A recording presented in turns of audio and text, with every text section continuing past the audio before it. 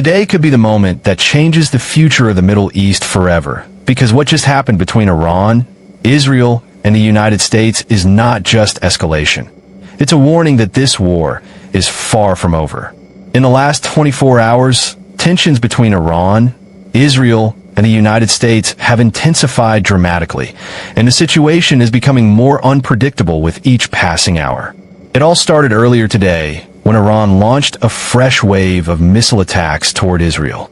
Air raid sirens were heard across multiple regions, and Israel's defense systems were activated immediately. Some missiles were intercepted, but a few managed to cause damage, especially in northern areas. Fortunately, initial reports suggest no major casualties in this specific wave, but the message from Iran was loud and clear: they're not backing down. Oitos. But this is not just about missiles. Behind the scenes, something even more complicated is happening. The United States, under President Donald Trump, had recently hinted at possible negotiations with Iran and even announced a temporary pause in attacking Iran's energy infrastructure. This move briefly gave hope that maybe, just maybe, diplomacy could calm the situation.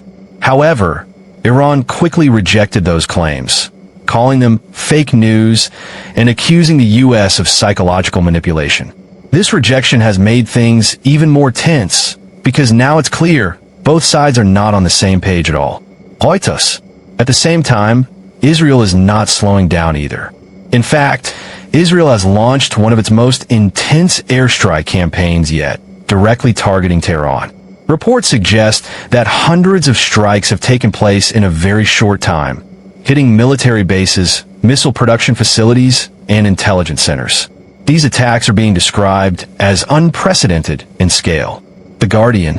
And the impact is massive. Since the war began on February 28th, thousands of people have reportedly been killed, with both military and civilian casualties rising. Entire infrastructures are being destroyed, and the situation inside Iran is becoming increasingly unstable. The Guardian. But here's where things get even more dangerous. Iran has started using more advanced and controversial weapons, including cluster-style missile systems that release multiple smaller bombs in the air.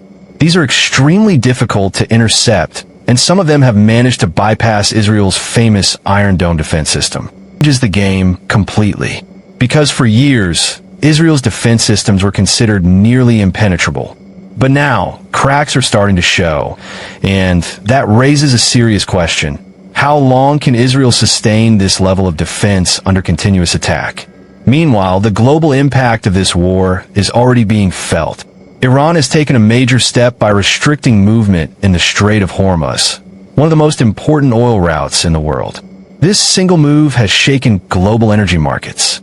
Oil prices are rising, supply chains are under pressure, and experts are warning that this could trigger long-term economic damage worldwide.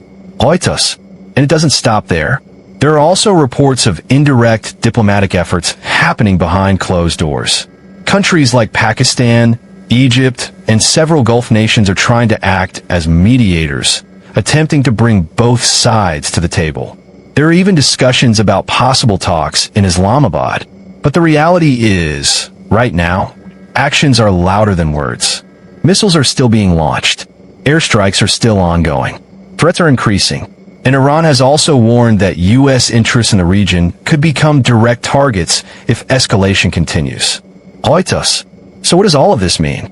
It means this conflict is no longer limited to just Iran and Israel. The United States is deeply involved, regional countries are on edge, and the risk of a wider war is growing every single day.